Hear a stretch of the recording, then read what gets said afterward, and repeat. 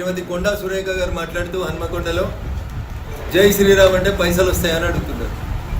బీజేపీలు మీటింగ్లు పెట్టి జై శ్రీరామ్ తప్పితే ఏం మాట్లాడరు అని చెప్తా ఉన్నారు.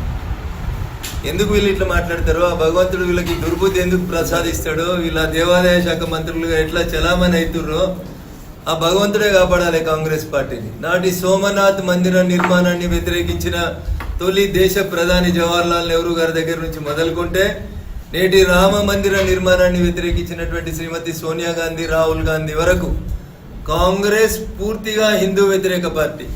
కాంగ్రెస్ పూర్తిగా హిందూ దేవుళ్ళని అవమానించినటువంటి పార్టీ.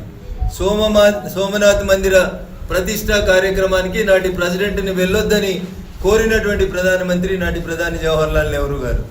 రామ మందిరం పూర్తి అవుతుందా అని ఎకసక్కాలాడి పూర్తి అయిన తర్వాత నిర్మించబడిన రామ మందిరానికి ఈ రోజు దాకా అడుగుపెట్టినటువంటి వ్యక్తులు కాంగ్రెస్ పార్టీ అధ్యక్షుడు, మాజీ అధ్యక్షురాలు, కాంగ్రెస్ నాయకురాలు సోనియా గాంధీ, రాహుల్ గాంధీ. ఒక వీళ్ళకే కాదు, ఇది జై శ్రీరామ్ అనొద్దని 15 సంవత్సరాలు ముఖ్యమంత్రిగా పనిచేసిన దీదీ బెదిరించింది.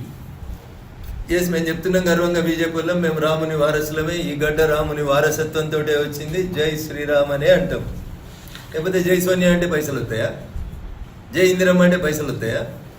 ఇందిరమ్మ అంటే ఎమర్జెన్సీ వస్తుంది, సోనియమ్మ అంటే ఇటలీ వస్తుంది, ఈ దేశ పౌరసత్వం వ్యాధికి వస్తుంది.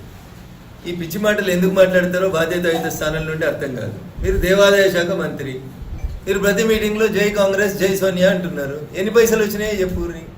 ఢిల్లీలో అధికారం లేని సోనియా గాంధీ ఏం పైసలు ఇస్తుందో చెప్పుర్రి. ప్రజలు పన్నులు కడితే వచ్చిన పైసలతోటి ఇల్లు కట్టి ఇందిరమ్మ ఇల్లు అని పెడుతున్నారు. ఎన్ని పైసలు వస్తున్నాయి ఇందిరమ్మ పేరు చెప్తే చెప్పుర్రి. మేము బరాబర్ అంటామో అని చెప్తున్నాం.